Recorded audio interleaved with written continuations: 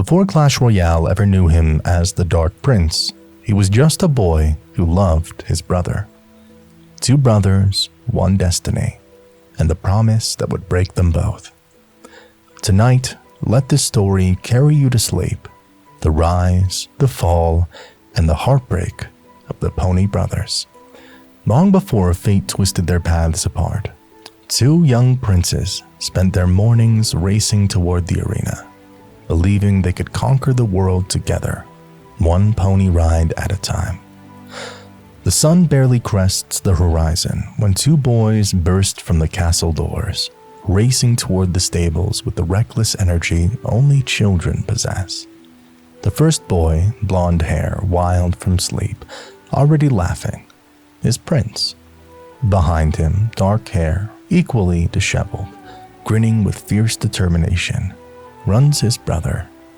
Not yet the Dark Prince, just brother. "I'm getting the pony first today," the Dark Prince shouts. "You always say that, and I always win," Prince calls back, not even looking over his shoulder because he always knows, his brother's right behind him. They skid to a halt at the stable, both reaching for the gate at the same moment, hands colliding, dissolving into laughter. Inside the stable stands their pony, not a grand war horse, but something more special. Compact, sturdy, with intelligent eyes that seem to understand everything.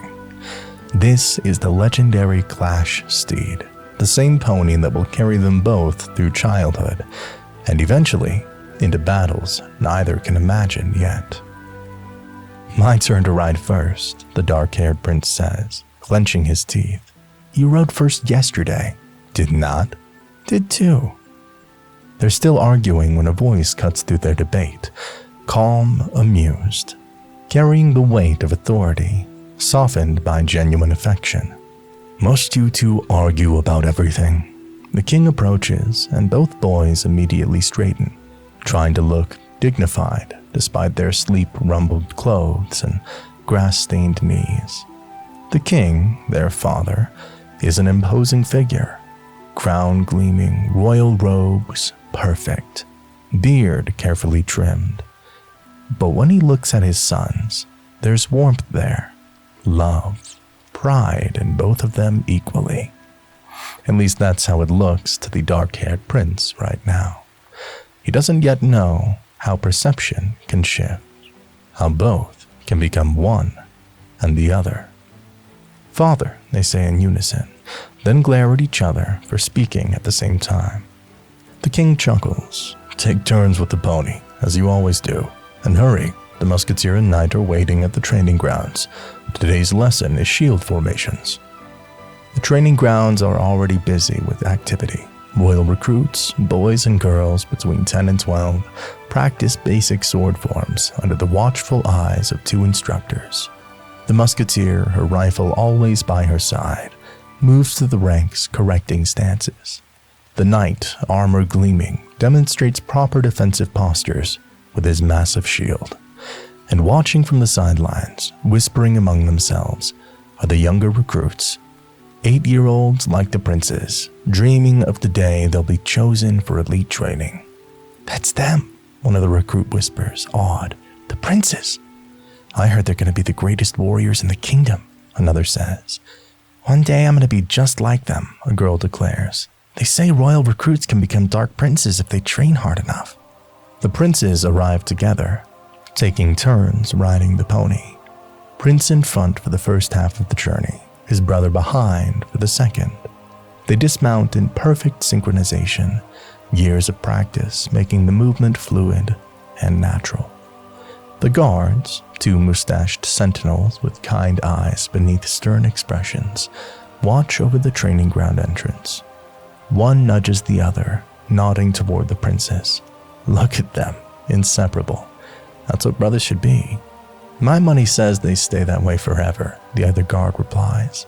"You can see it in how they move, two parts of the same whole." First guard smiles. "I hope you're right." The musketeer approaches, her expression businesslike, but not unkind. "Princess, you're late. The recruits have been training for an hour already." "Sorry, Musketeer," they say together, then glare at each other again for the synchronized response. She allows herself a smile. "Take your positions. Today we're learning shield formations. The knight will demonstrate. Then you will practice in pairs."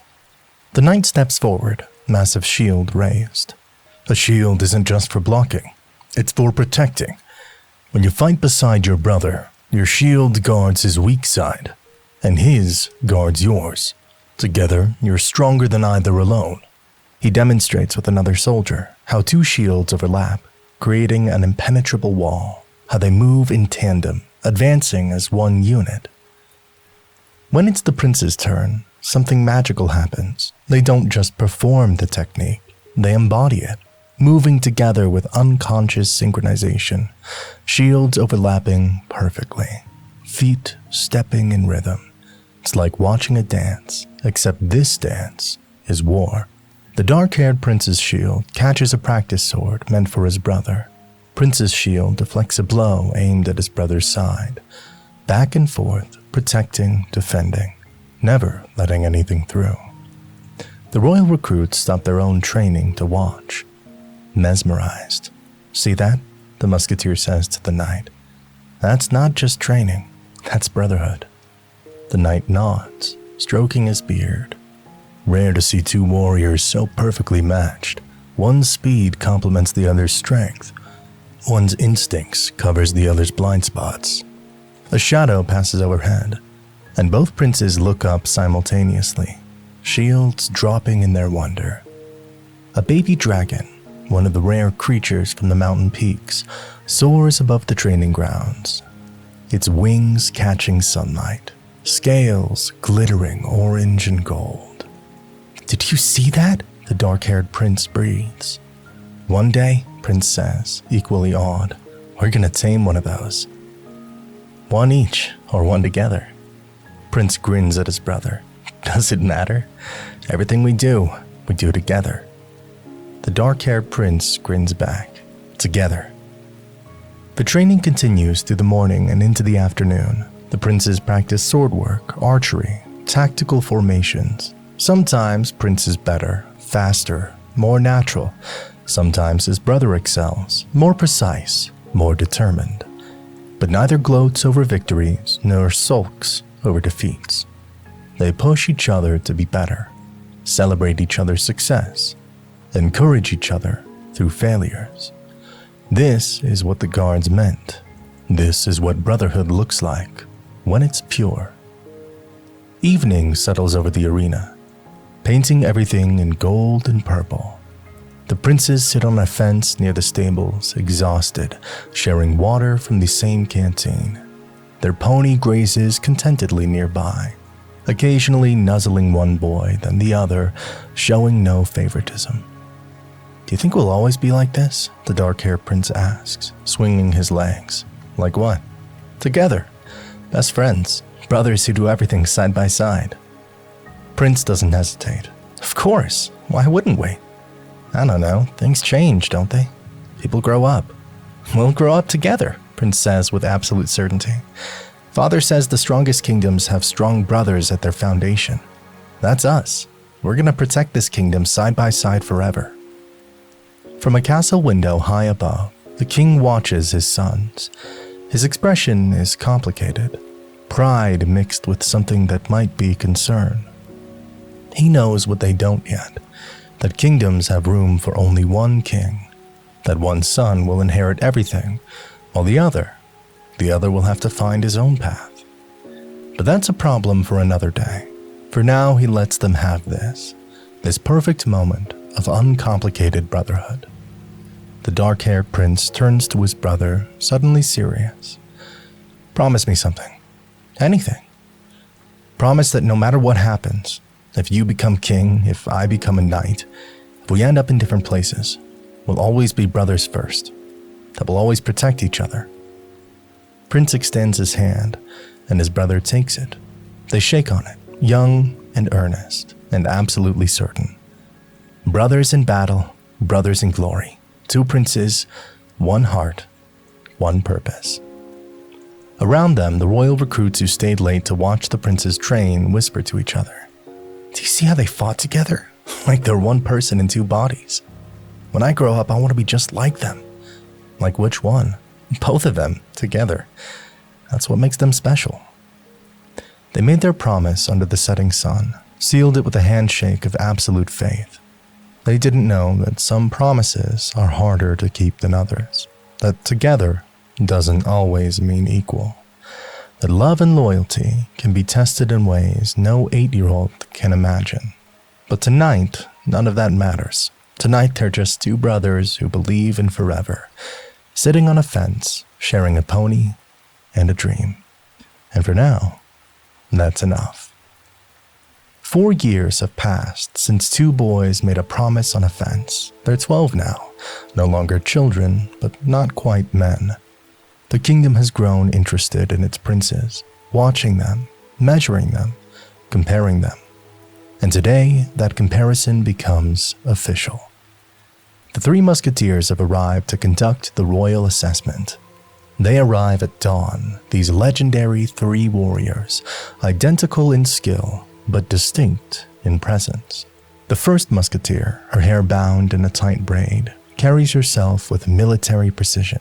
The second, rifle decorated with battle ribbons, moves with casual confidence. And the third, youngest, but no less skilled, has eyes that miss nothing. Together they've trained champions. Together they've defended kingdoms. And today they will judge which prince has the makings of a true warrior king. The dark-haired prince, now tall enough to need new armor every few months, stands beside his brother in the arena center. They're still close, still finishing each other's sentences, still sharing that pony. But something has shifted, subtle as morning mist. The way people look at them has changed. The king sits in his viewing box, surrounded by nobles and advisors. Knights stand at attention beside the throne. The musketeer, their regular instructor, watches with arms crossed, curious to see how her students perform under the three musketeers' scrutiny. Guards line the arena walls. Royal recruits crowd every available space, desperate to witness this legendary assessment. Among them, Valkyrie, a fierce warrior who's made a name for herself in the Northern Territories, has been invited to observe and potentially recruit the winner for advanced training. The first musketeer steps forward, her voice carrying across the arena. Princes of the Royal Arena, you've been summoned for assessment. We will test your speed, your strength, your strategy, and your spirit. The results will determine your path forward as warriors. She pauses, and the dark-haired prince notices she's looking primarily at his brother when she speaks. Let us begin. The first test is speed. An obstacle course has been constructed. Walls to scale, barriers to jump, targets to hit while running. The second musketeer explains, a warrior must move like lightning. Speed saves lives, your own and your brother's in arms. Prince goes first. He's always been fast. Natural athleticism that makes difficult things look easy. He runs through the course like water flowing downhill, finding the optimal path instinctively. Up and over walls, between barriers, arrows hitting targets without breaking stride. When he finishes, the crowd erupts in applause. Second musketeer nods approvingly. Excellent time, worthy of a future commander. The dark-haired prince runs next. He's faster than he was 4 years ago, stronger, more skilled. He clears the course without arrow, hits every target, maintains perfect form. His time is good, very good by any objective measure, but it's 3 seconds slower than his brother's. The second musketeer marks her ledger. Well done, solid performance. Not excellent, not worthy, just solid. The second test is defense. The third musketeer explains, any fool can swing a sword. A true warrior knows when to block, when to absorb, when to redirect. Your shield is your most important weapon. This is where the dark-haired prince excels. His shield technique has always been superior. Something about his patience, his precision, his ability to read incoming attacks and position perfectly. He's developed his own style, using his shield not just to block, but to create openings, to protect and counter in one motion. Prince goes first again. He's competent with a shield, good even. He blocks the training dummy's strikes efficiently, maintains solid defensive posture. The crowd applauds politely. The third musketeer notes, good defensive foundation, more than adequate. Then the dark-haired prince takes his position. Something changes in him, focus sharpening, awareness expanding. When the dummy strikes, he doesn't just block. His shield catches the blow, redirects it, creates an opening for a counter that would end any real fight. Again and again, defense transforming into offense, each move flowing into the next. The recruits gasp. This is mastery. The third musketeer marks her ledger. Impressive shield work, strong technique. The dark-haired prince's heart lifts. Finally, recognition, excellence. But then he notes the crowd's applause is quieter than for his brother's speed trial. The king is nodding, but not beaming. It's acknowledged, appreciated, but not celebrated. Before the final test, Valkyrie is invited to demonstrate her legendary spin. She steps into the arena center, her massive axe gleaming. Without warning, she spins, a whirlwind of steel and fury, her weapon creating a circle of death that would devastate anything in range. The arena shakes with applause. This is power. This is what warriors aspire to. The first musketeer announces, your final test. Replicate the Valkyrie's spin attack, adapted for your weapons, of course. We're testing adaptability, learning speed, and raw combat instinct. Prince studies Valkyrie's stance, her grip, her footwork. Then he tries. His first attempt is clumsy, nearly drops his sword, stumbles slightly. But his second attempt is better, his third impressive. By his fifth, he's executing a recognizable version of the technique. Not Valkyrie's devastating power, but clear competence. The crowd cheers. 5 attempts to learn a master-level technique. Remarkable. The first musketeer smiles. Natural learning ability. This prince has instincts that can't be taught. The dark-haired prince watches his brother accept congratulations, and something cold settles in his chest. He knows what's coming. He's going to be better at this. He's practiced spin techniques in private, studied rotation mechanics, understood the physics. He's going to be technically superior. And it's not going to matter. He takes his position, studies Valkyrie's demonstration one more time. His first attempt is awkward. His body knows what to do, but coordination lags. Second attempt, better. Third, his sword work is clean, but his footwork is off. Fifth, nearly there. Sixth, seventh, eighth. On his ninth attempt, he executes it perfectly. Better form than his brother, more controlled, more precise. The technique is flawless, but it took 9 tries. First musketeer nods, determined, eventually successful, good perseverance. Not natural, not instinctive, just persistent. The dark-haired prince hears the difference in tone. Everyone hears it. The final test is pure power. Pekka, the ultimate warrior, the standard by which all fighters are measured, enters the arena as a training dummy. Massive, armored, intimidating, even in practice mode. 1 strike each, the first musketeer announces. Show us your power. Hit the chest plate. Pekka will register the impact force. Prince goes first. He gathers himself, charges, and strikes with everything he has. The sound echoes across the arena. Pekka's sensors glow, displaying the impact measurement. The crowd roars.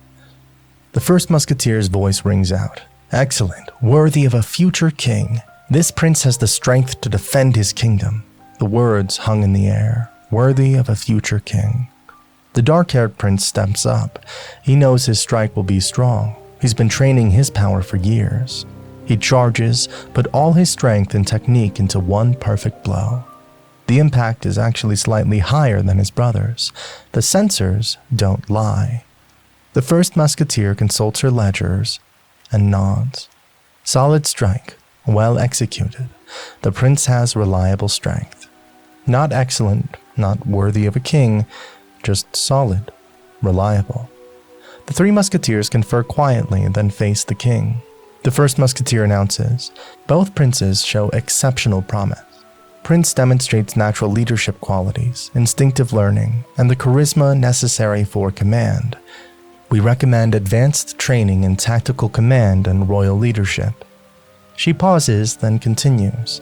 "The dark-haired prince demonstrates technical mastery, defensive excellence, and determined perseverance. We recommend continued training in specialized combat roles." The king beams at Prince, stands to embrace him. "My son, I'm so proud. The kingdom's future is bright with you leading it."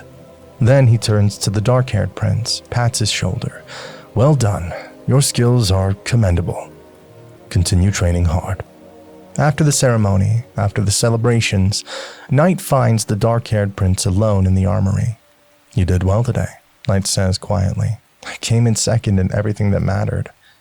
Second in tournaments means first among everything else. Remember that. The dark-haired prince looked at his mentor. "But I had the higher impact score. My shield work was superior. I learned the technique, maybe not as fast, but more thoroughly." "I know." "Then why does it feel like I lost?" The knight is quiet for a long moment. "Because your brother has something you don't, and you have something he doesn't. The tragedy is that only one of these things is valued in a future king." "What do I have?" The harder question is, why isn't it enough? The assessment was over. Prince had been praised as a future king. The dark-haired prince had been acknowledged as competent, reliable, and solid. Both brothers returned to their shared pony, still friends, still close. But the dark-haired prince couldn't unhear those words. Worthy of a future king. And he couldn't stop wondering when solid had become an insult. 6 months have passed since the Three Musketeers' assessment. 6 months of Prince being groomed for leadership, while his brother perfects techniques no one celebrates. 6 months of solid and reliable, echoing in the dark-haired prince's mind. Today, everything changes. Today, the princess arrives. The diplomatic procession arrives at noon. Royal hogs march in formation, their ceremonial armor gleaming, grunting in synchronized rhythm. Behind them, the ice wizard glides forward, frost trailing from his robes, his ancient eyes surveying the arena with cold assessment. And between them, in a carriage of frosted glass and silver, sits the princess. She emerges like winter dawn, graceful, beautiful, and carrying herself with quiet dignity that makes even the rowdy arena fall silent. She's their age, maybe a year younger, sent from the northern territories to establish diplomatic relations. A crown of silver and sapphires rests on her dark hair. Both princes stand at attention to receive her, and both feel their hearts stop. Prince recovers first, as he always does. He steps forward with that natural confidence, bows perfectly, and offers his hand. "Princess, welcome to the royal arena. I'm Prince, and this is my brother. We're honored by your presence." The dark-haired prince manages a bow, but words stick in his throat. She's not just beautiful, she's something else. There's intelligence in her eyes, strength in her posture, and something lovely in her smile that he recognizes, but he feels it too. "The honor is mine," the princess says, her voice clear and musical. "I've heard stories of the legendary warrior princes. I'm eager to learn about your kingdom." Prince grins. "Then allow me to give you a tour. My brother can ensure the ice wizard is settled comfortably." It's smoothly done, already separating them, already claiming her attention. The dark-haired prince watches them walk away, the princess laughing at something Prince says, and feels something unfamiliar and painful bloom in his chest. The dark-haired prince does what he does best, handles the logistics no one celebrates. He ensures the ice wizard's quarters are properly cooled, that the royal hogs are stabled and fed, that guards are positioned correctly. Competent, reliable, invisible. From across the arena, he watches Prince show the princess the training grounds, the armory and the gardens. He watches her smile, watches Prince make her laugh, watches the easy connection forming between them. Guards notice him watching. One murmurs to the other, "The dark-haired prince seems interested in the princess too." It doesn't matter. You saw how she looked at the prince. Everyone always looks at him that way. That evening, as the dark-haired prince walks alone through the arena's lower levels, a figure drops from the rafters. He spins, hand on his sword, but she's already got a dagger lazily pointed at him, not threatening, just present. "Easy, prince," the bandit says, her mask covering half her face, but not hiding her knowing smirk. "I'm not here to rob you. Well, not of anything valuable anyway. You're the bandit. You're wanted in 3 kingdoms. 4, actually.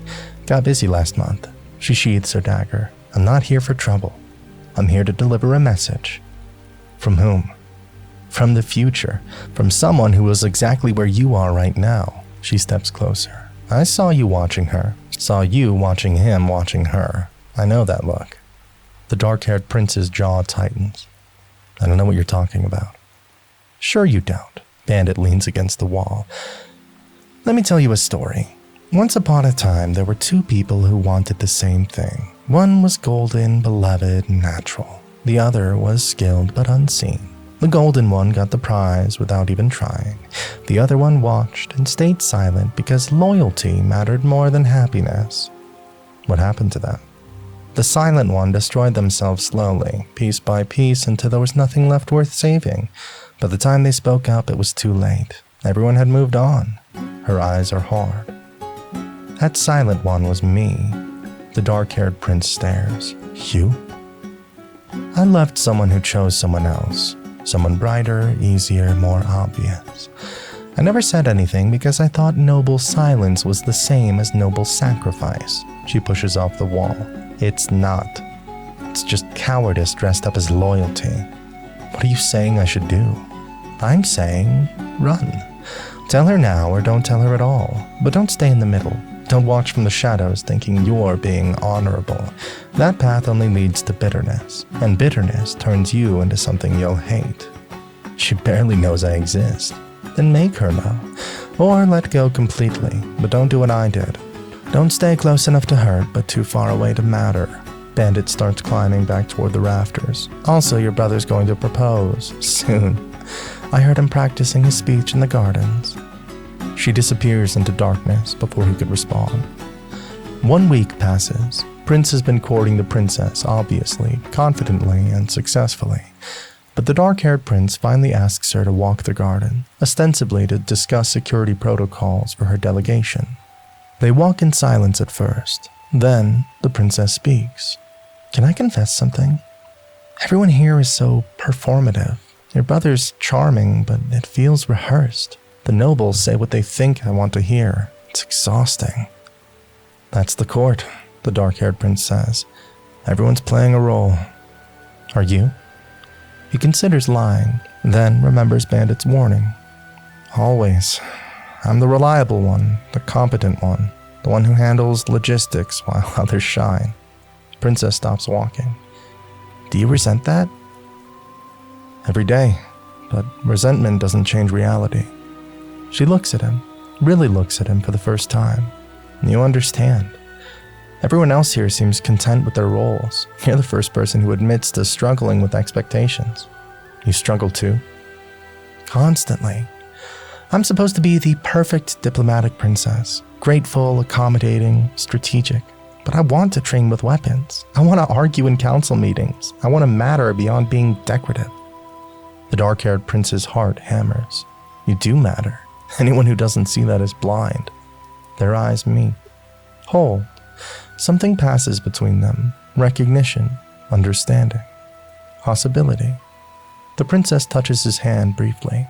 "Thank you for seeing me. Not the princess, but me." Before he can respond, Prince's voice calls out, "There you are. I've been looking everywhere." The moment shatters.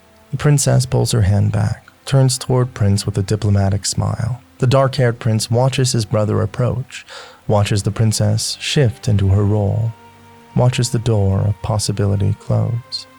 That evening, Prince pulls his brother aside, eyes bright with excitement. "Brother, I need to tell you something. I'm gonna ask Father's permission to court the princess officially. I think she might be the one." The dark-haired prince sees Bandit's words manifesting. He has a choice: speak now or stay silent forever. He looks at his brother's hopeful face, thinks about brotherhood, loyalty, promise made on fences 4 years ago. Thinks about the princess's hand touching his, her words, "Thank you for seeing me." "Do you love her?" he asks. "I think so. She's perfect, isn't she?" Perfect. Not understood, just seen, just perfect. The dark-haired prince makes his choice. "Then you have my blessing." The choice was made: loyalty over love, brotherhood over heartbreak. He told himself it was noble sacrifice, just like Bandit warned against. He told himself his brother's happiness mattered more than his own. But late that night, he saw Bandit watching from the rooftops, shaking her head in a disappointed recognition. She'd tried to warn him. He hadn't listened.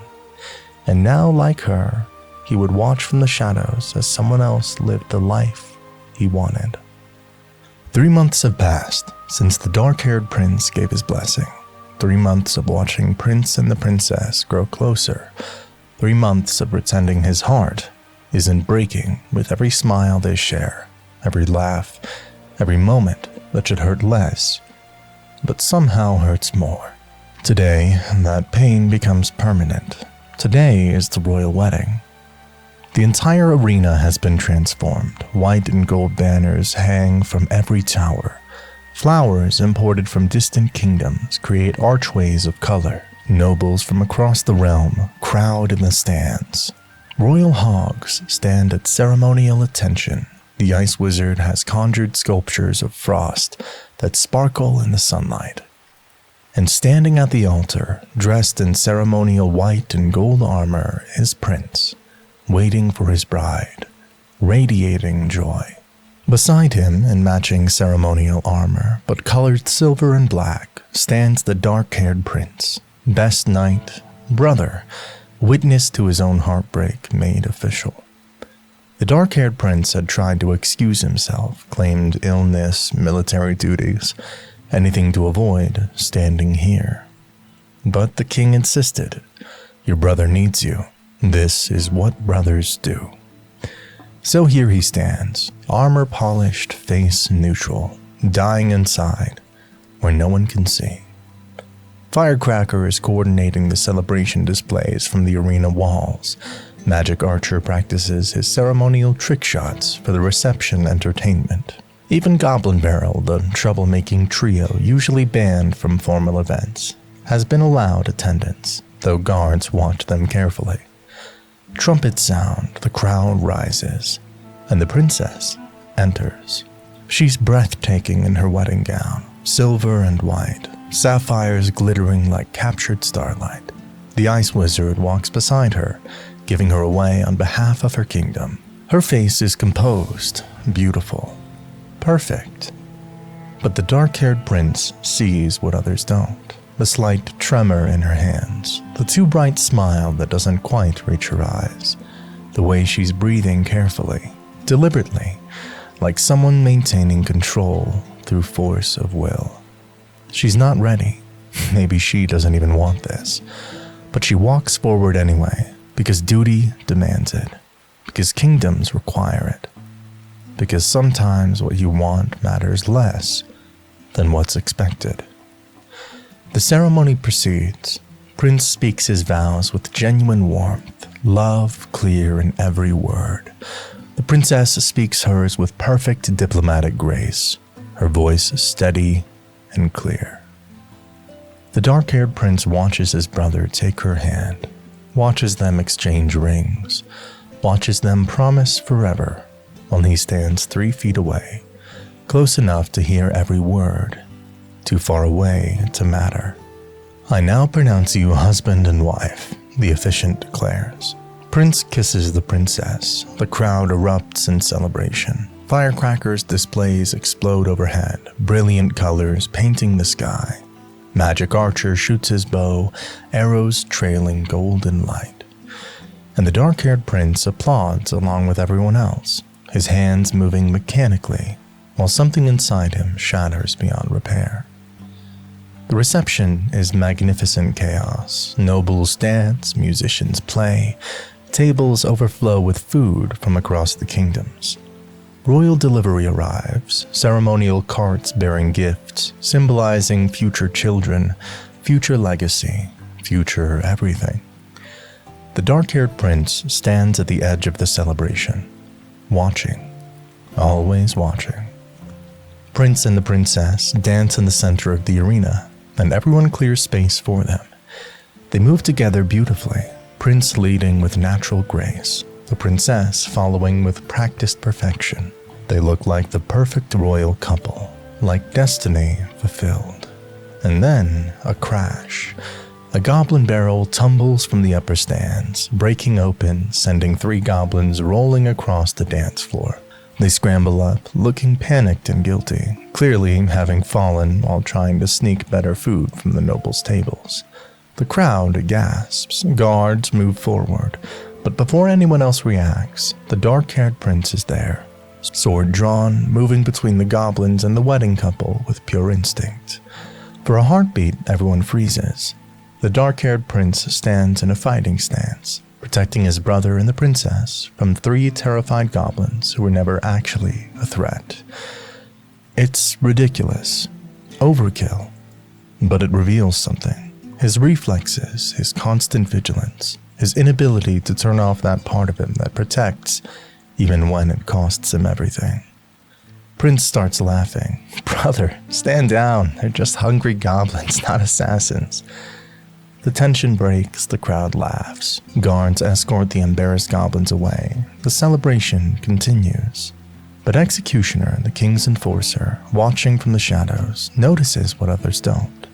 He sees the dark-haired prince's hand shaking as he sheathes his sword, sees the wild look in his eyes, the barely controlled fury that wasn't about goblins at all. Later, Executioner finds the dark-haired prince alone in the armory, stripped of his ceremonial armor, standing before a mirror. "That wasn't about protecting them from goblins," Executioner says quietly. The dark-haired prince doesn't turn. "I don't know what you mean." "I've seen that look before. A man about to do something irreversible. Rage looking for an excuse to explode." Executioner steps closer. "I know anger when I see it, boy. I'm made of it. The question is, what are you going to do with yours?" "Nothing. I'm going to do nothing, like always." "Nothing is a choice too, and sometimes it's the most dangerous one." After the reception, after the celebration, after everyone has drunk too much and laughed too loud and celebrated a future that doesn't include him, the dark-haired prince returns to his chambers. His ceremonial armor lies on the floor, silver and black, marking him as second knight, support, background. He stares at it with something approaching hatred. If he's always going to be second, always going to be shadow, always going to be invisible while his brother shines, then why pretend otherwise? He finds black paint, a kind used for night operations, for stealth missions, for warriors who fight in darkness. And stroke by stroke, he covers his silver armor completely. Pauldrons, breastplate, gauntlets.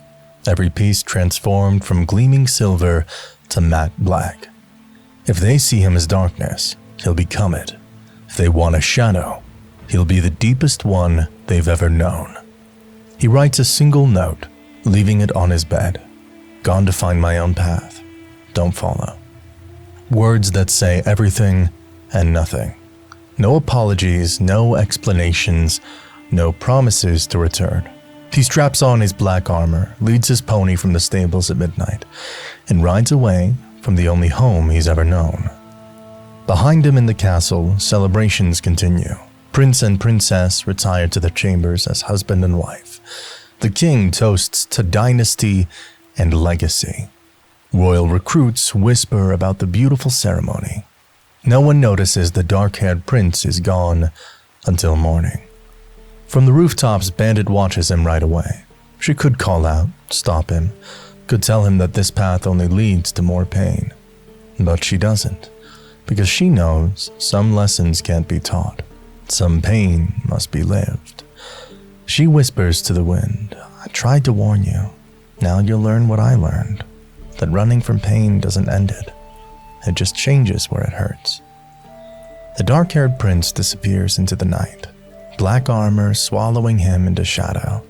The wedding was beautiful. The kingdom celebrated. A prince claimed his bride and his destiny. And somewhere in the darkness, another prince stopped being a prince at all. He became something else, something darker, something that would either destroy him or forge him into something the kingdom had never seen. The Dark Prince had emerged, and there was no going back. 2 months had passed since the dark-haired prince, now truly the Dark Prince, rode away from everything he knew. 2 months of wandering, searching for something he can't name. 2 months of avoiding anyone who might recognize him, might ask questions, might remind him of what he left behind. Tonight he finds himself in the worst place possible, or perhaps exactly where he deserves to be. The arena isn't like the royal arena of his youth. No gleaming towers, no cheering nobles, no honor. This is the Goblin Gang's territory, deep underground, lit by torches, smelling of sweat and blood and desperation. The arena is just a circle drawn in dirt, surrounded by crude wooden stands, packed by the roughest of elements in the kingdom. Goblins run the battle rings, their high-pitched voices calling odds. Skeletons from the skeleton army rattle in the shadows, watching with empty eye sockets. And at the center of it all, the Goblin Gang's leader, a scarred, one-eyed goblin called Stabs, surveys his empire of violence. The Dark Prince stands at the arena's edge, his black armor already drawing attention. Stabs waddles over, gold teeth glinting. "You want to fight, Dark One? Entry fee is 10 gold. Winner gets 50. Loser gets carried out. Sometimes alive." The Dark Prince tosses a pouch of coins, the last of his royal allowance. "I'm in." "What name?" "No name. Just put me in." Stabs grins. "Anonymous fighter in black armor. Mysterious. The crowd will love it, or hate it. Either way, they'll bet on it." He signals to his gang. "You fight the barbarian first. If you survive, we'll see about more." The barbarian enters the circle, massive, scarred, wielding a club that's seen too much use. He's fought in the arena for years, won more than he's lost, killed more than he should have. He looks at the Dark Prince's comparatively slight frame and laughs. "Little Knight thinks he's tough. I'm gonna break that fancy armor and sell the pieces." The fight begins. The barbarian charges with brutal simplicity. No technique, just raw power. The old Dark Prince would have defended perfectly, used his shield to redirect, ended the fight with precise counters. But that prince is dead. This Dark Prince meets violence with violence. His shield dash catches the barbarian in the face. His sword doesn't seek elegant openings. It hammers at defense like he's trying to break through stone. When the barbarian falls, the Dark Prince keeps striking until Stabs calls the fight. The crowd roars. The barbarian doesn't get up. The Dark Prince fights again that night, and again. Elite barbarians, a mini P.E.K.K.A., even a Mega Knight who crashes into the arena, seeking easy money. He wins every fight, not through skill, but through absolute refusal to stop. He takes hits that should drop him, absorbs damage that should break him, but keeps moving, keeps fighting, keeps destroying. By the time the night ends, he's won more gold than most fighters earn in a month, and he's earned a reputation. The Black Knight, they start calling him, never speaks, never loses, never stops.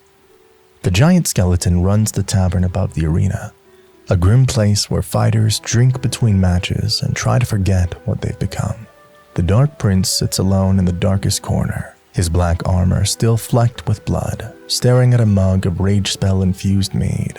Rage Spell, the Goblin Gang's specialty. Drink enough and you feel invincible. Drink too much and you won't feel anything at all. The Dark Prince is working toward too much.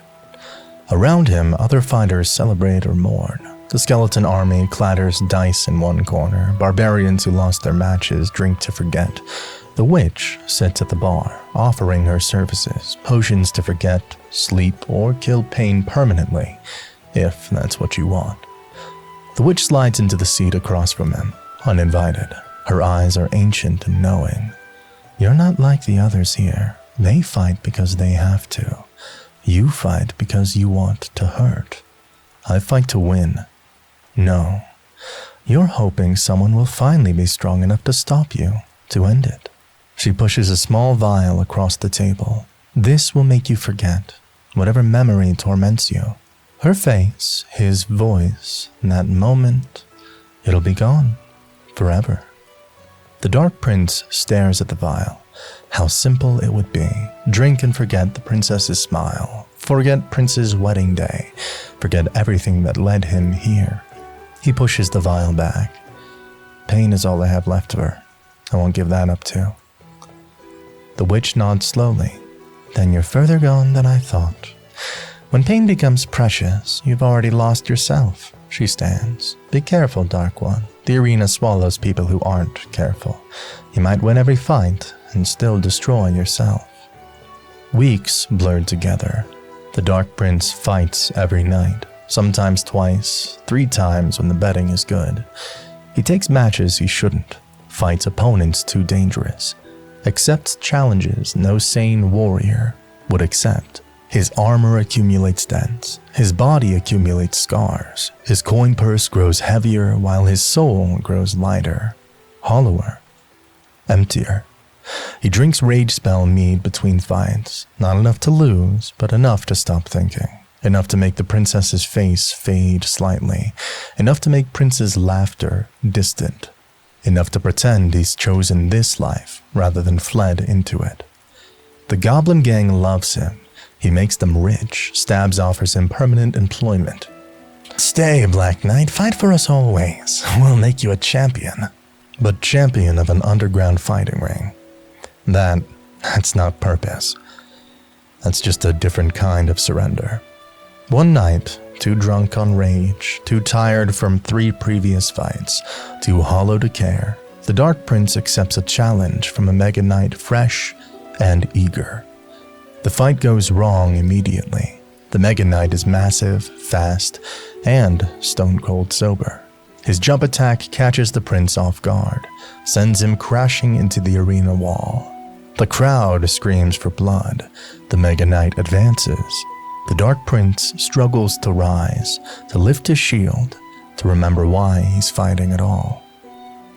In that moment, pain cutting through the rage spell haze, he sees the prince's face, remembers her hand touching his in the garden, remembers her words. Thank you for seeing me. What would she say if she saw him now? A warrior? A survivor? Or a broken man destroying himself in a goblin-run fighting pit? He survives the fight, barely. His shield blocks the finishing blow by pure instinct, training so deep it saves him even when he doesn't want saving. The Mega Knight's follow-up strike is interrupted when Executioner appears in the arena entrance, and even the Mega Knight backs down from that presence. But it's close, closer than any fight should be. Stabs declares him the winner on a technicality. The crowd boos, wanting a cleaner conclusion. The Dark Prince collapses in the arena dirt, blood mixing with mud, wondering if next time he'll be lucky enough to lose. That night, alone in his rented room above the tavern, the Dark Prince stares at his black armor. It was supposed to make him powerful. Instead, it's becoming a coffin he's building around himself, piece by piece. He thinks about the witch's offer. Forget everything. Start over.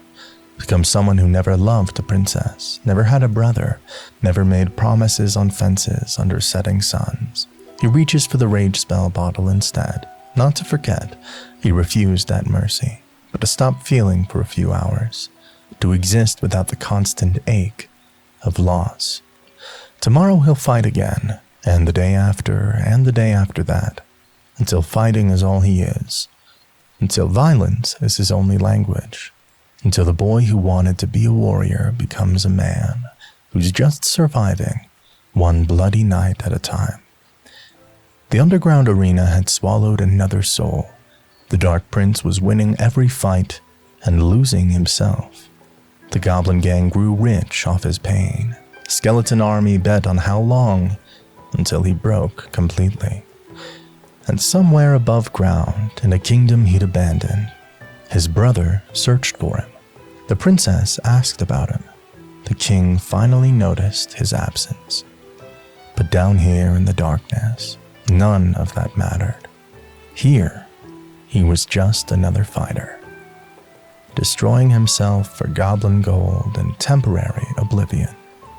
Question was, would anything pull him out before he disappeared entirely? 3 weeks have passed in the Goblin Gang's arena. 3 weeks of fighting, drinking, destroying himself piece by piece. The Dark Prince has become exactly what Executioner warned against. Anger looking for an excuse to explode. Pain searching for an outlet. A warrior who's forgotten what he's fighting for. Tonight, that self-destruction reaches its limit. After his latest fight, a brutal victory against 2 elite barbarians at once, the Dark Prince collapsed. Too much rage spell over too many weeks, too much damage absorbed, too little food, sleep, care for his own survival. His body pushed beyond its limits, simply stopped. Stabs finds him in an alley behind the tavern. "Black Knight, you dead?" He pokes the Dark Prince with his club. "Shame, was good for business." The Goblin Gang leader walks away, already calculating how to profit from the corpse. But someone else has been watching. The wizard materializes from the shadows. Not the ice wizard who attended the wedding, but a different sage, older, wiser, with robes that shimmer with barely contained magic. He kneels beside the Dark Prince, checking his pulse, examining the rage spell, poisoning with expert eyes. "Foolish boy, trying to outrun pain by destroying yourself," he mutters an incantation, and the Dark Prince's body levitates. "Let's see if you're worth saving." The Dark Prince wakes in a circular stone room, sunlight streaming through high windows. His black armor has been removed, his wounds bandaged. An elixir golem stands motionless in the corner, a creature of pure life force, glowing softly. The wizard sits at a desk, reading. You're awake. Good. I was beginning to think the rage spell had rotted your brain permanently." The Dark Prince tries to sit up and groans. "Where am I?" "My tower, far from the goblin pits where you were killing yourself. You're welcome, by the way." "I didn't ask to be saved." "No, you were too busy asking to be destroyed. Subtle difference." The wizard sets down his book. "Tell me, boy, what drives a royal prince to fight in underground arenas? What pain is so great that oblivion seems preferable to living?" The Dark Prince turns away. "You don't know anything about me." "I know you're running. I know you're in love with someone you can't have. I know your brother married her, and you think that makes you weak for still caring." The wizard stands. "I know because I've seen 100 young men destroy themselves over love, over loss, over being second when they wanted to be first. You're not unique. You're just another fool who thinks suffering is noble." "Then let me get back to it." "Not yet. First, you need to see something." The wizard waves his staff, and a mirror spell manifests, not reflecting the Dark Prince as he is, but showing what he's becoming. A figure in black armor, hollow-eyed, scared beyond recognition, fighting in the arena, not for victory, but for annihilation. A man who's already dead, but just hasn't stopped moving yet. "This is your future," the wizard says quietly. 6 months from now, if you return to that arena, a year. However long it takes for your luck to run out or your body to give up." The Dark Prince stares at the image. "Maybe that's what I deserve." "Deserve?" The wizard's laugh is sharp. "You think suffering is punishment for loving someone. You think pain is penance for wanting something. Boy, you don't deserve this. You're choosing it. And that makes it worse." The wizard approaches the elixir golem, places his hand on its chest. "Do you know what this creature is? Pure life force, given form. And do you know what happens when it dies?" He strikes the golem. It splits into smaller versions of itself. it doesn't end. It transforms, becomes something new. That is what you need to do. Let this version of yourself die so something new can emerge. I don't want to be something new. I want, what? To go back to being a second prince. To rewind time so you don't meet the princess first. To erase your brother. The wizard's voice hardens. Life does not work that way. You cannot undo what has happened. You can only choose what happens next. Wind suddenly rips through the tower. The wizard raises his staff, and a tornado manifests, controlled, contained, but powerful. Papers swirl, windows rattle. The Dark Prince feels the pull, like the spell wants to lift him, carry him away. This is what you're in, the wizard says over the wind. A spiral. You can let it pull you back to the surface, or you can stay in it forever, spinning in place, going nowhere. He dispels the tornado. The room settles into sudden stillness. The question is, are you brave enough to stop spinning? A knock at the tower door. The wizard opens it to reveal a breathless messenger, a flying machine pilot, armor scorched, face exhausted. Wizard, we need help. The kingdom, the royal arena, it's under siege. Lava hounds from the mountains, hundreds of them. Prince is leading the defense, but they're overwhelmed.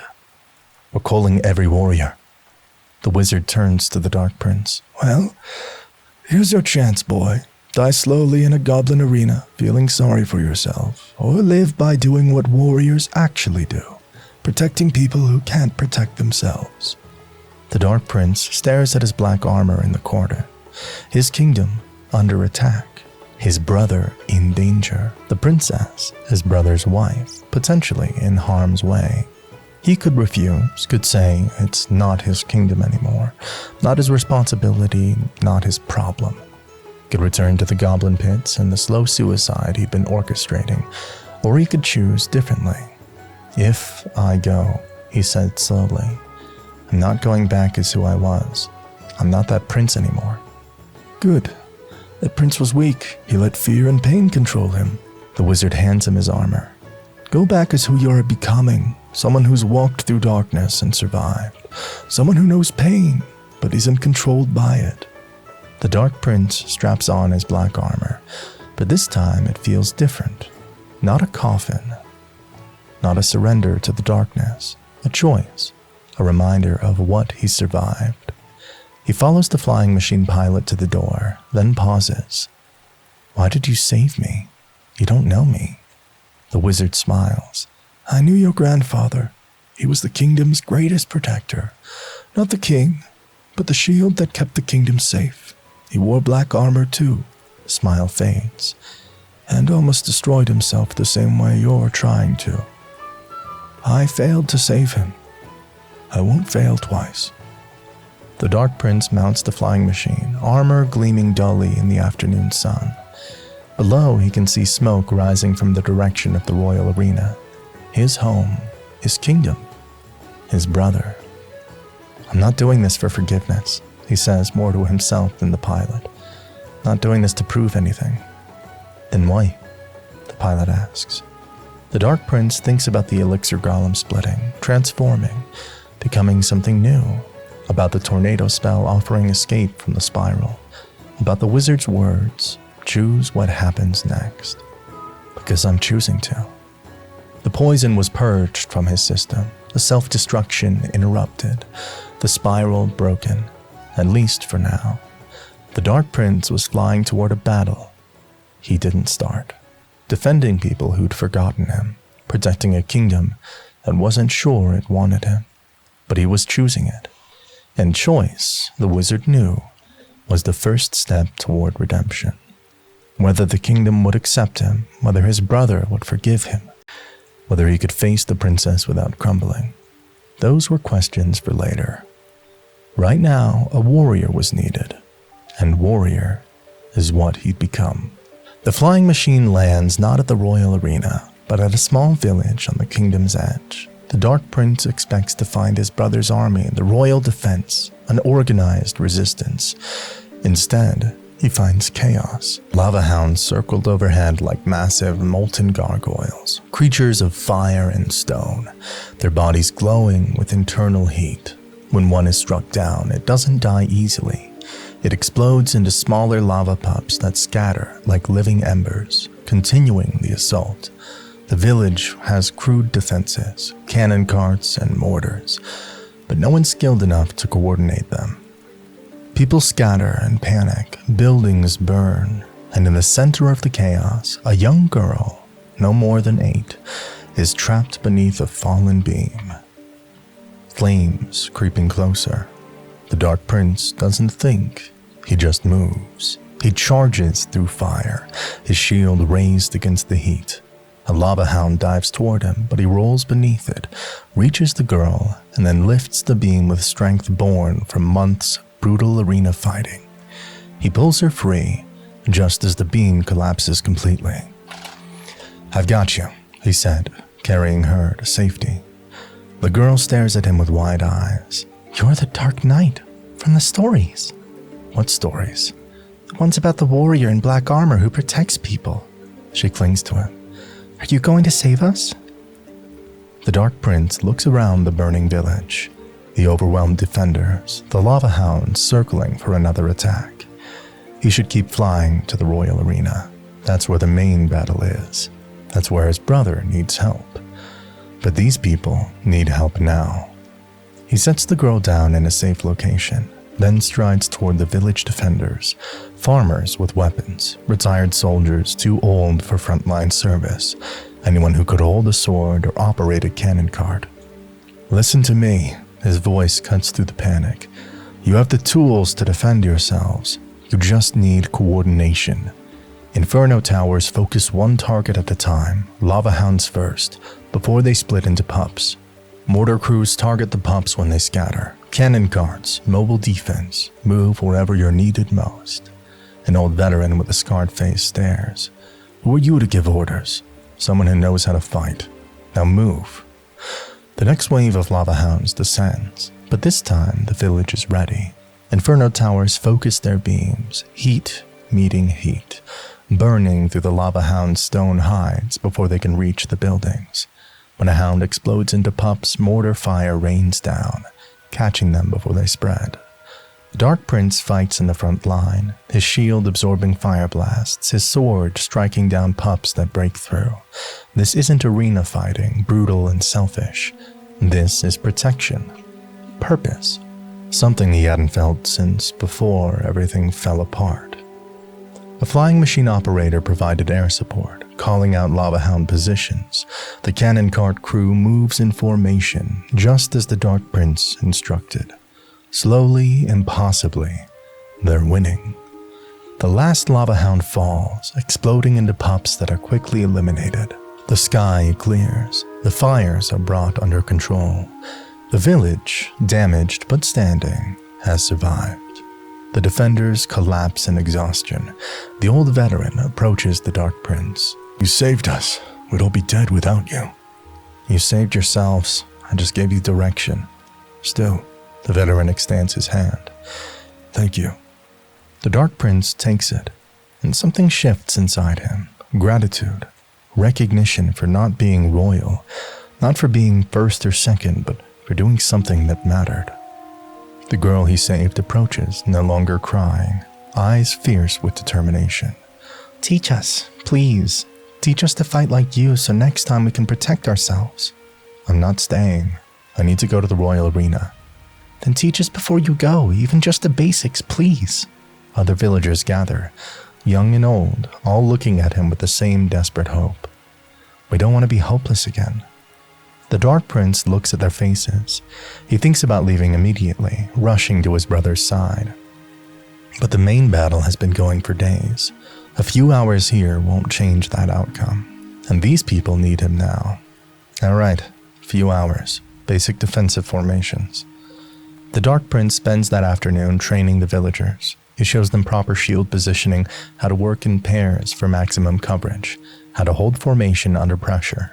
It's rough and basic, but at least it's something. The young girl, Alara, trains harder than anyone. She's small but determined. Reminds him of himself at that age, always trying to keep up, always pushing to be better. "Why do you train so hard?" he asks during a break. "Because I don't want to be scared anymore," she replies simply. "When those lava hounds came, I was useless. I froze. I want to be strong like you." Her words echo in his mind. I don't want to be scared anymore. Isn't that what he's been doing? Running from fear. Fear of inadequacy, of heartbreak, of never being enough. He called it pain, called it darkness, but maybe it was just fear all along.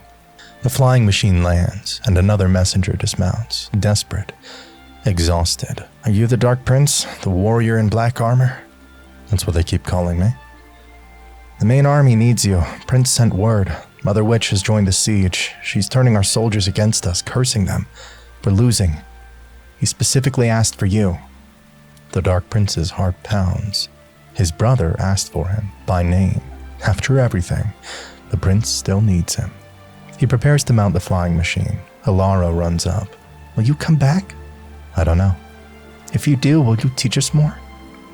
He looks at her fierce little face, at the villagers who fought because he showed them how, at this place where he remembered what it felt like to help instead of hurt. "If I survive what's coming, yes, I'll come back." He kneels to her level. "Remember what I taught you. Stand your guard. Don't let fear win." She nods, trying to be brave. The Dark Prince stands, turns to the old veteran. "Keep them training. They have the basics. Build on it." "Where are you going?" "To help my brother, to face everything I've been running from." He adjusts his black armor. "To choose who I want to be instead of who pain made me." The flying machine lifts off, heading toward the smoke and chaos of the main siege. The Dark Prince watches the village shrink below. This place where strangers thanked him, where a little girl called him strong, where he remembered what warriors actually do. He's terrified. Terrified of seeing the prince again. Terrified of seeing the princess. Terrified that he'll fall apart when faced with everything he left behind. But he's flying toward it anyway. Not because the pain is gone. It's not. Not because he's forgiven anyone. He hasn't. But because people need help, and he can give it. And maybe, just maybe, that's enough. The redemption arc has begun, not with forgiveness. That would come later. If at all. Not with reconciliation, that was still uncertain, but with a choice to use his pain for purpose, a choice to protect instead of destroy, a choice to be defined not by what he'd lost, but by what he chose to do despite it.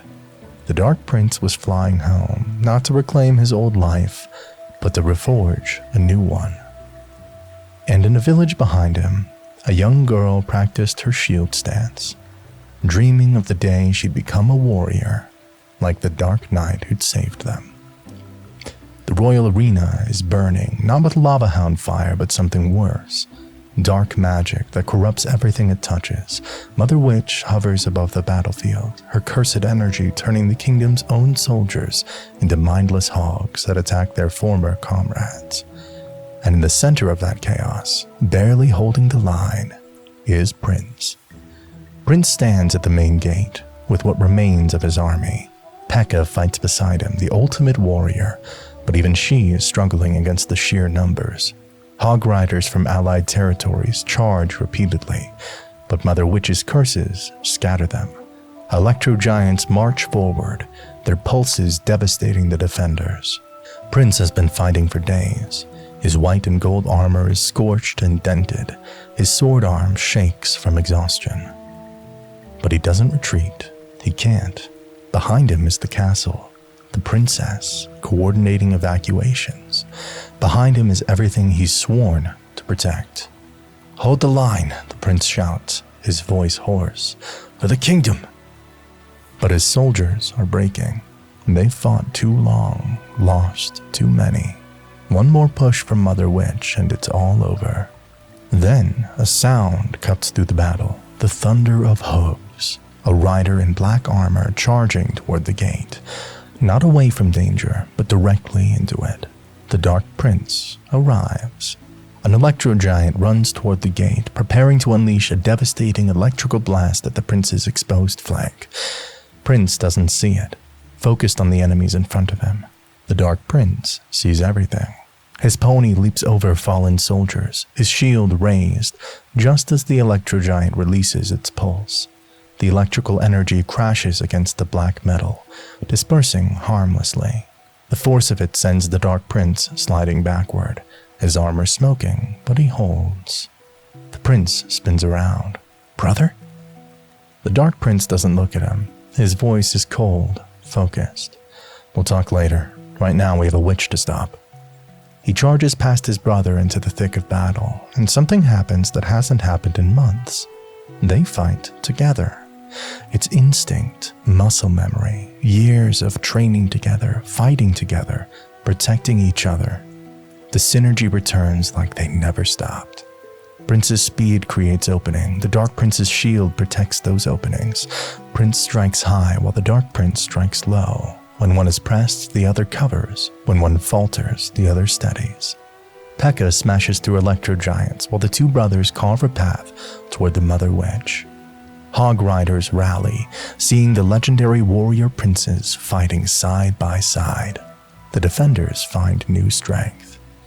This is the P.E.K.K.A double prince strategy that tournament legends are built on. This is what happens when two perfectly matched warriors remember they're brothers.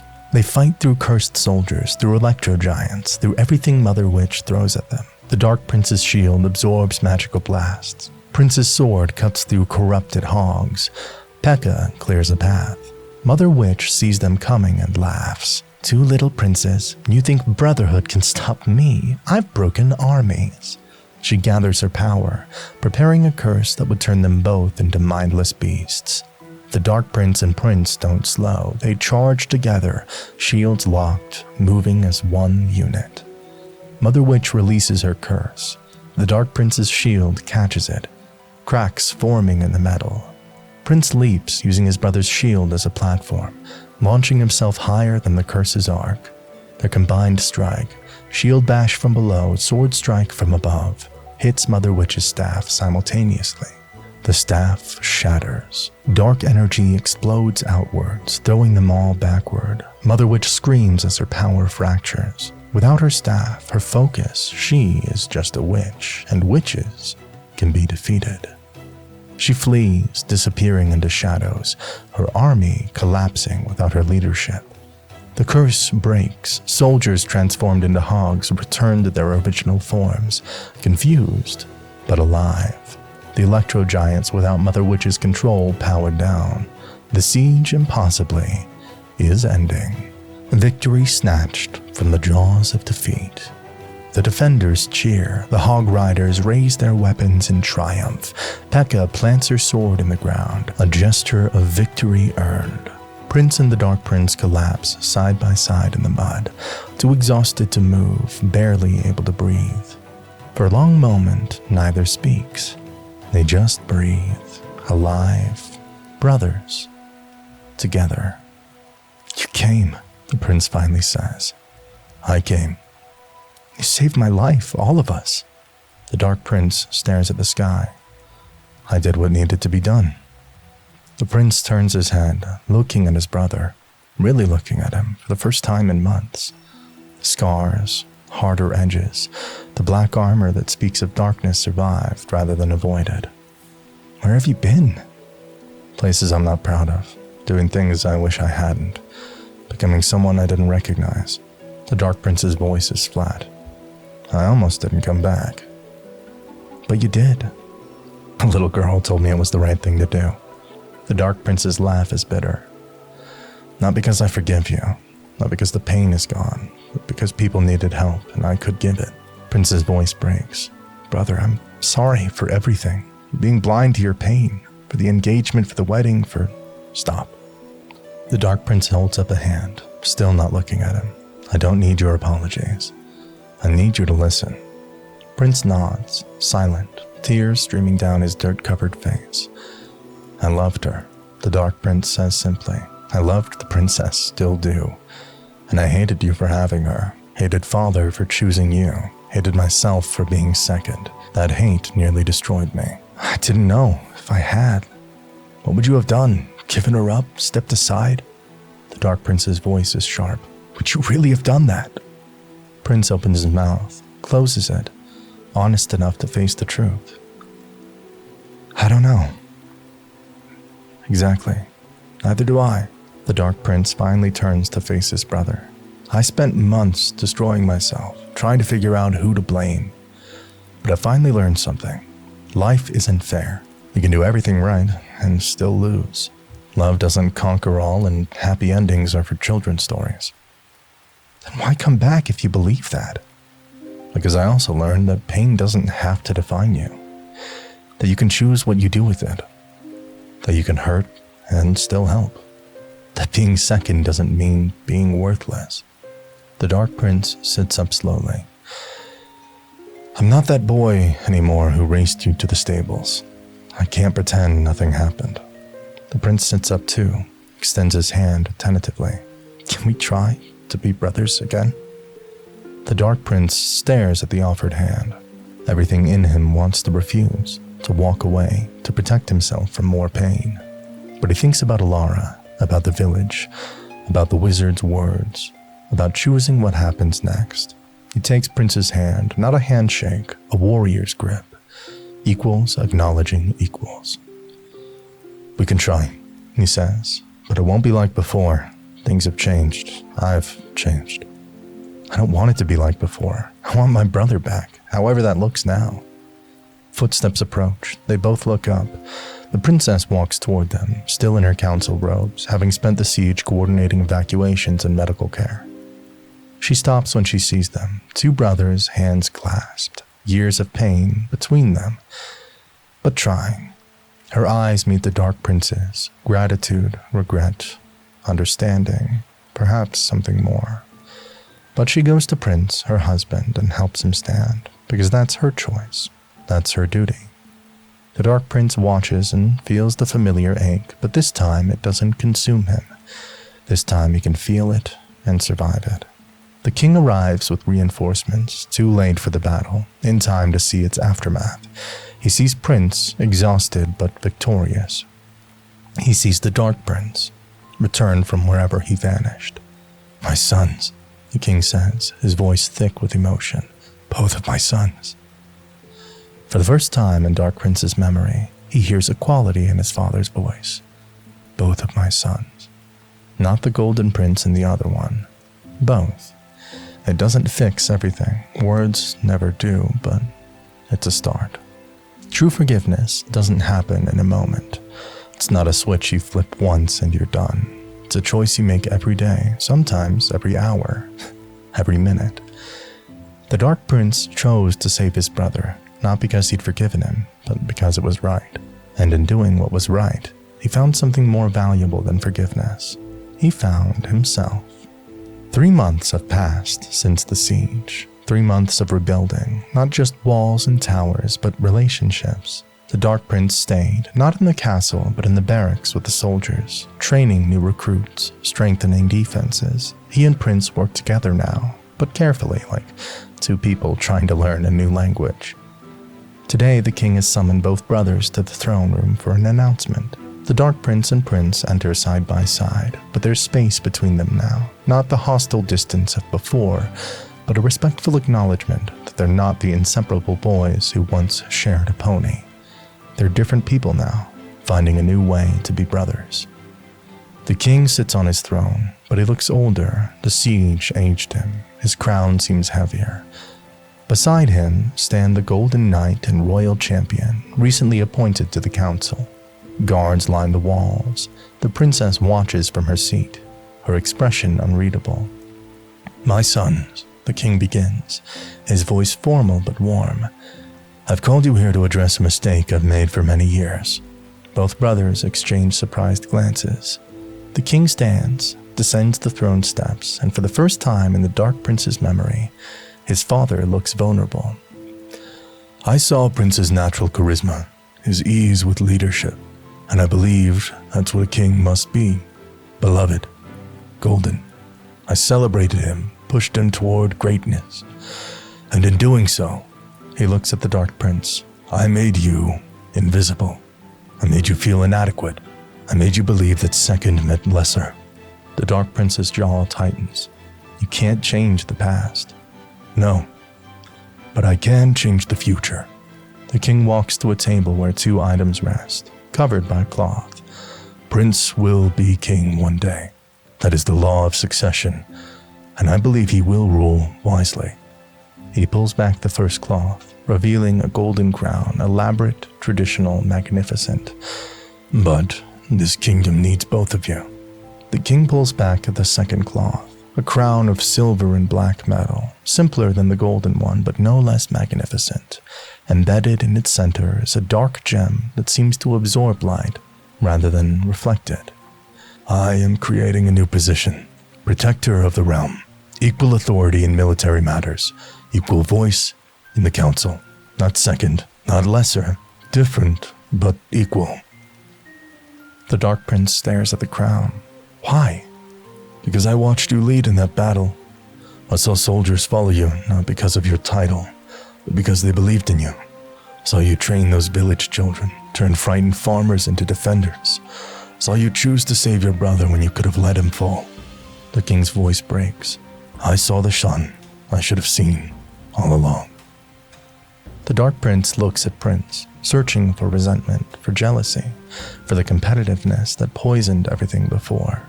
But Prince is smiling, genuinely, openly. It's perfect, Prince says. I need you, brother. I can't rule this kingdom alone. Never could.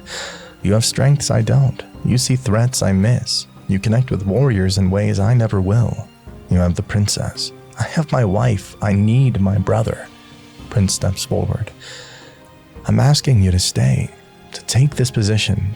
Help me lead. Not as my subordinate, as my equal. The princess stands, and both brothers turn to her. She approaches the Dark Prince, and Prince steps back. A gesture that costs him, but that he gives freely. May I speak with you? She asks quietly. Alone? Just for a moment. The Dark Prince nods. They walk to the throne room's balcony, away from listening ears. She speaks quickly, like words held too long. I need to tell you something. That night on the balcony when you understood me, I felt something real, something I've never felt before, and it terrified me. The Dark Prince's heart hammers. Don't. Let me finish, please. She takes a breath. When Prince proposed, when everyone expected it, I took the easy path. I chose what was expected over what I felt. I need you to know that choosing him wasn't because you weren't enough, it was because I wasn't brave enough. Why tell me this now? Because you deserve the truth. Because you deserve to know that you mattered, that you matter. She looks at him with eyes that hold too many complicated emotions. I'm learning to love Prince. He's good and kind, and I'm building a life with him.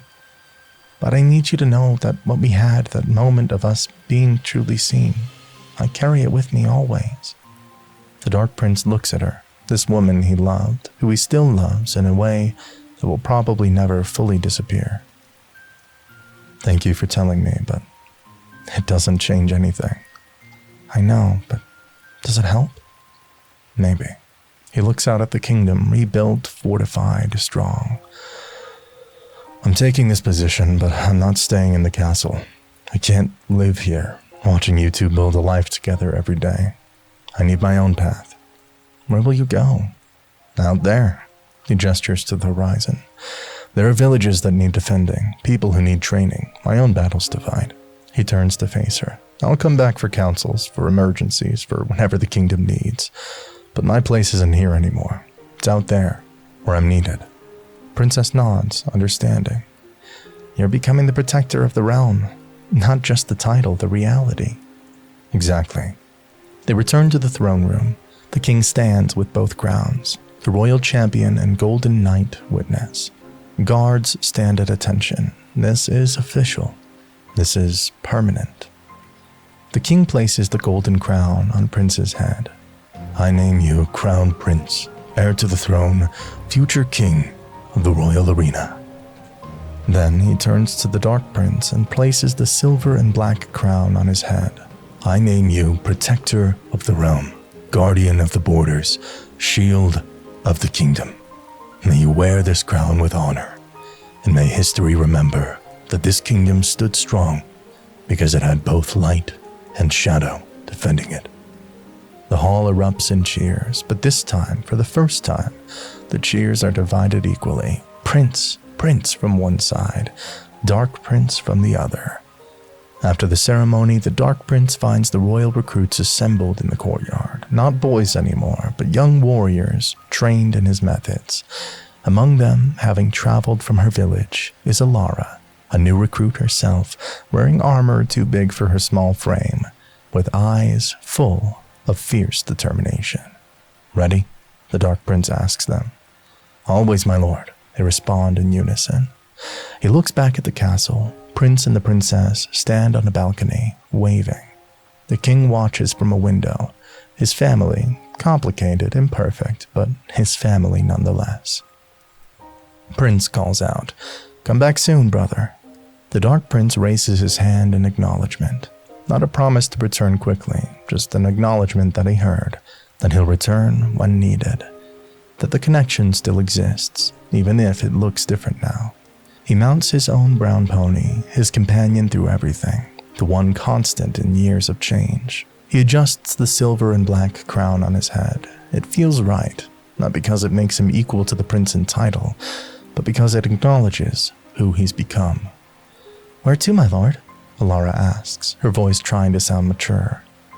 The Dark Prince thinks about a map in the war room and reports of goblin raids in the east, about villages that need protection. "East, there are people who need us." He rides forward and his company follows, not because he's a prince, even though he is, not because of his crown, though it is impressive, but because he's proven himself, because he's earned their loyalty through action, through sacrifice, through becoming someone worth following. And so the kingdom found its balance, prince in the castle, governing with wisdom, and princess's counsel, learning to be the king as people needed. The Dark Prince on the borders, protecting those who couldn't protect themselves, living the life he chose rather than the one chosen for him. 2 princes, 2 crowns, 2 paths, 1 kingdom. The Dark Prince was no longer second. He was something better. He was necessary, and that made all the difference. The protector of the realm rides east with his company, royal recruits who chose to follow him, warriors who believe in his vision, and a young girl named Alara who dreams of becoming everything he represents. They ride toward reports of goblin drill forces breaking through underground, threatening villages that have no defense. This is who the Dark Prince is now, not second, not shadow, the shield that stands between danger and those who cannot fight. The village ahead shows signs of trouble, hastily built barricades, frightened faces watching the tree line, smoke rising from collapsed buildings. The mighty miner emerges from tunnel entrance, covered in dirt and blood, exhausted. "You're the Dark Prince," the miner gasps. "Thank the kingdom, they're coming from below. Dozens of goblin drills breaking through. Can't hold them any longer." The Dark Prince dismounts. "Show me the breach points." The company descends into caves lit by torches and glowing crystals. The sound of drilling echoes through stone, getting closer, multiplying, surrounding them. The first goblin drill bursts through, spilling goblins armed with spears and crude shields. The Dark Prince doesn't hesitate. His shield meets the first wave, absorbing their charge. His recruits fan out in the formations he taught them, pairs protecting each other, shields overlapping, no gaps in the line. "Hold formation," he commands. "Don't let them flank." More goblin drills breach. The tunnels become a maze of chaos. Goblins pouring from every direction, the darkness making it impossible to see the full threat. But the prince is trained for this. He survived worse, learned to fight not with anger, but purpose. A goblin drill breaks through behind the line, cutting Alara off from the group. 5 goblins advance on her, seeing easy prey, a child in oversized armor. They don't know she trained under the Dark Prince. Her shield comes up, blocking their strikes exactly as she was taught. Her sword finds gaps in their defense. When one goblin tries to flank, she pivots, shield redirecting his attack into his companion. It's not perfect, not graceful, but it works. The Dark Prince reaches her, but she's already won her fight. "I wasn't scared," she says, breathless and grinning. "I know. I saw." They fought for hours, collapsing goblin drill tunnels, driving the invasion back underground, sealing breach points with mighty miners' help. When they finally emerge into daylight, they're exhausted, bloodied, but victorious. The villagers cheer, children run out to embrace their protectors. An old woman brings water and bread, pressing them into the Dark Prince's hands. "You saved us. How can we repay you?" "By staying strong, by learning to defend yourselves, by not depending on heroes who might not arrive in time." That evening, the company camps outside the village. Fires burn against the darkness. Warriors clean weapons, tend wounds, share stories of the battle. The Dark Prince sits slightly apart, as he always does, watching his people. Alara approaches, sits beside him without asking. "Do you miss it? The castle, being a prince there instead of out here?" "No." "Not even a little?" He considers that question honestly. "I miss the boy I was, the one who believed in simple things. But that boy doesn't exist anymore, and I'm not sure I'd want him back." "Why not?" "Because he didn't know yet that life is complicated, that you can love people and be hurt by them, that you can do everything right and still lose. That pain is part of living, not something to avoid." He looks at her.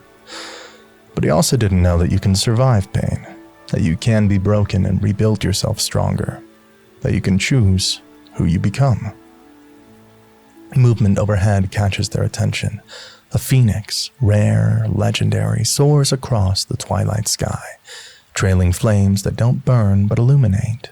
The mythical bird circles their camp once, then continues toward distant mountains. "A phoenix," Alara breathes. "They say it dies and is reborn from their ashes." "So I've heard." "Is that what happened to you? You died and came back different?" The prince watches the phoenix disappear. "Something like that. The boy who left the castle after that wedding. He died in a goblin arena, drowning in rage and self-destruction. What came back was whatever this is." "A hero," Alara says simply. "No, just someone who chooses to help when he can." A figure emerges from the forest. The monk, his robe simple, his presence serene. He approaches the fire, and the Dark Prince tenses, hand moving toward his sword. The monk smiles. "Prince, protector, I'm not here to fight. I'm here to offer wisdom, if you'll accept it." "I don't need wisdom." "Perhaps, but I shall share it anyway." The monk sits uninvited. "You've walked a difficult path, from shadow to darkness, to light found within darkness. Most men don't survive such a journey. I survived. You did more than survive. You transformed, like the phoenix your young friend mentioned." The monk prods the fire with a stick. "But I sense you carry questions, still wonder if the path you've chosen is right." Dark Prince is quiet for a long moment. "I still love her, the princess. I don't think that will ever fully go away." "No, some loves don't fade. They just change shape. And my brother, we're rebuilding, but it's not the same. It'll never be the same." "Should it be?" The monk's eyes are kind. "You're not the same people. Why should the relationship be identical?" "What is it? What are we now?" "Two men learning to be brothers as adults instead of children, learning that love can exist alongside pain, that forgiveness doesn't mean forgetting, that you can honor the past without being imprisoned by it." The monk stands, preparing to leave. "The path you walk, protector of the realm, is harder than kingship. Kings sit in castles and make decrees. Protectors walk dangerous roads and make choices with no good answers.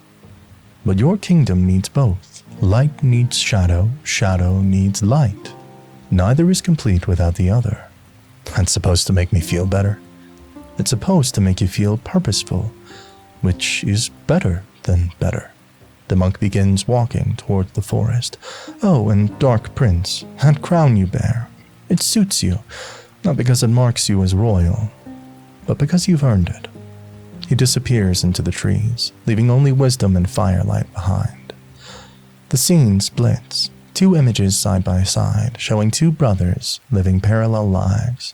On the left, Prince in the throne room, crown gleaming, the princess beside him. He reviews documents, makes decisions, governs with wisdom learned through hardship. He looks out a window toward the east and wonders where his brother is. On the right, the Dark Prince on horseback, crown dark against the dawn light, his company behind him. They ride toward the next village, the next threat, the next people who need protecting. He looks west toward the castle and thinks of the brother he saved. Neither is complete without the other. Both are valued. The Dark Prince looks back toward the castle one final time. The castle gleams in the distance, white towers against the blue sky. He thinks about the boy he was, racing through stables, believing he could conquer the world with his brother by his side. That boy is gone. But maybe that's okay. Maybe growing up means losing who you were to become someone who you need to be. His silver and black crown catches the sunlight, no longer a symbol of darkness, but of someone who walked through darkness and came out stronger. He turns away from the castle and rides toward the horizon. The Dark Prince's legend was just the beginning. Not as Raymond's shadow, not as the second son, but as the protector of the realm, a warrior who conquered his greatest enemy within his own heart.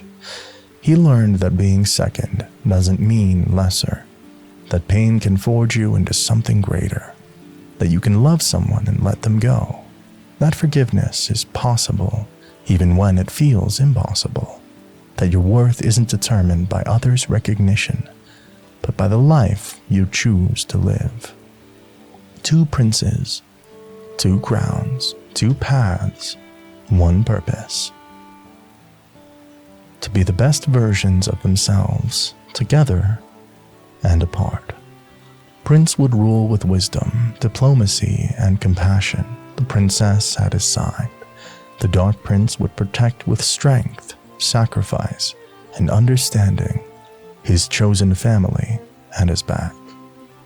And the kingdom would stand strong, defended by both light and shadow, proving that sometimes the greatest strength comes not from being first, but from finding your own path and walking it with purpose. The boy who wanted to be seen finally was, not as a reflection of his brother's light, but as his own legend. The Dark Prince rides, and the legend continues.